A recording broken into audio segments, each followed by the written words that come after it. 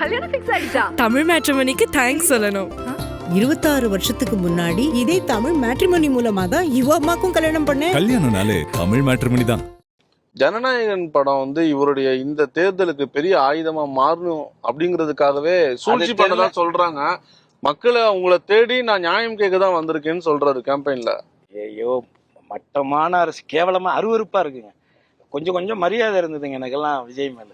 இந்த மாதிரிலாம் வந்து ஒரு சென்சார் போர்டுல இருக்கிற பிரச்சனை, நீ எடுக்கிற படத்துல உங்களுக்கு வந்து சென்சார் போர்டில் நடக்கிற பிரச்சனையெல்லாம் போயிட்டு நீ தமிழ்நாடு அரசாங்கம் எது உன் வீட்டில் வந்து கக்கூசில் எலி விழுந்து செத்தா கூட டிஎம்கே தான் பண்றாரு, முதலமைச்சர் தான் பண்றாருங்கிற அளவுக்கு தரந்தாழ்ந்து போயிட்டாருங்க அவர். எதெல்லாம் செய்ய முடியாதோ அதெல்லாம் ஒரு பொய்யான வாக்குறுதியை கொடுத்துட்டு இருக்கிறாரு. அவருக்கு ஒண்ணு வேணும்னா மட்டும் டெல்லிக்கு போறாரு ஸ்டாலின். இந்த சிலிண்டர் விஷயத்துக்கும் போய் டெல்லியில போய் பேசலாமே. எந்த சிலிண்டர்? இந்த சிலிண்டர் எல்லாம் பிரச்சனை, இப்ப உயர்வா சிலிண்டர் ரேட் ஆல்ரெடி அதுதான் தொடர்ச்சியா அவர் தானே கண்டிச்சுட்டு இருக்காரு. நீங்க கண்டிக்கிறது வேற. சரி, வேற என்ன பண்ணணும்? டெல்லியில போயிட்டு இவர் தான் அடிக்கடி டெல்லிக்கு போறாரு. ஆல்ரெடி இவர் தான் இப்ப ஸ்டாலின் தளபதி அவர்கள் சொல்றதுக்கு கருத்து சொல்றாருல, மோடிக்கு எதிராக கருத்து சொல்ல வேண்டியதானே? சிலிண்டர் தட்டுப்பாடு, வெளியுறவு கொள்கைகளை இப்படி வந்து மட்டமா நடந்துக்கிறீங்களே, செஞ்சுக்கிறீங்களே. ஒரு சின்ன சின்ன நாடுகள் கூட அந்த மக்களுக்காக இது மாதிரி அத்தியாவசிய தேவைகளை, பொருட்களை வந்து பெட்ரோலு, கேஸ் இது மாதிரியானதை வந்து ஒரு 3 மாசத்துக்கு 6 மாசத்துக்கு தேவையானதை சேமிப்பு கிடங்கு அமைச்சு வச்சிருக்காங்களே.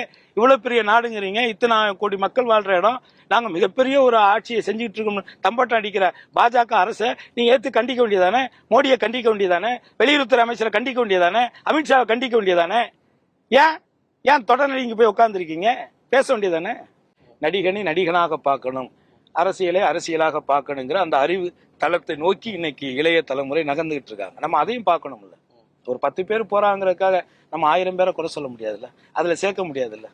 இந்த தேர்தல் வந்து 2000க்கும் 2500க்கும் தான் தேர்தல், வேற எதுவுமே கிடையாது. ஒருத்தர் வந்து 2000 ரூபாய் தரேன்னு சொல்றாரு, ஒருத்தர் வந்து 2500 ரூபாய் தரேன்னு சொல்றாரு. ஸோ இந்த ரெண்டுக்கு தான் போட்டின்னு சீமான் சொல்றாரு. ஒன்னு நாட்டை என்கிட்ட கொடுத்துரு, இல்லைன்னா விஷத்தை வச்சு கொன்னுடு. 15 வருஷமா நானும் சுத்தி பார்த்துட்டேன், கத்தி பார்த்துட்டேன், எந்த நடவடிக்கையுமே எடுக்க மாட்டீங்க. யார்கிட்ட சொல்ற? சீமான் மக்கள்கிட்ட சொல்லிட்டு இருக்கிறாரு. மக்கள் முடிவு பண்ணிக்குவாங்க, அவங்க தான் முடிவு பண்ணுவோம். அது நம்ம விஷம் கேட்கிறாரா இல்ல என்ன கேட்கிறாரா, அதை மக்கள் பார்த்துக்குவோம். நம்ம அதுக்கு நமக்கு என்ன கருத்து? கருணாநிதியும் ஸ்டாலினும் வேற வேற இல்ல, 2 பேரும் ஒண்ணுதான். நாட்டுக்காக ஆட்சி பண்ணாம குடும்பத்துக்காண்டி கட்சியை நடத்துறாங்க. இது எல்லாரும் சொல்றது. எடப்பாடி பழனிசாமி சொல்றாரு. எடப்பாடி அவங்க சம்பந்திக்காரருக்கா இத்தனை 1000 கோடி லஞ்சம் அடிச்சிருக்காரு, அது யாருக்கா செஞ்சாரு? சம்பந்திக்கு இவர் எதுக்குங்க சம்பாரிச்சு கொடுக்கணும்? மயனுக்கு பொண்ணு எடுத்து வைக்கிறீங்க, உங்கள்கிட்டே நீங்க அடிச்ச ஊழல் அடிச்சு வச்சிருக்கிற காசே ஊர்பட்ட காசு இருக்கு. கொடநாட்டுல எடுத்த டாக்குமெண்ட்ல என்ன இருக்குன்னு இன்ன வரைக்கும் அது ஒரு வழக்குல இருக்கு.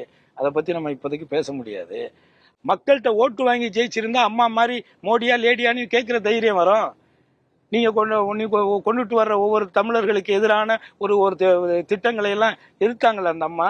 கல்யாணம் ஃபிக்ஸ் ஆயிடுச்சா? தமிழ் மேட்ரிமோனிக்கு தேங்க்ஸ் சொல்லணும்.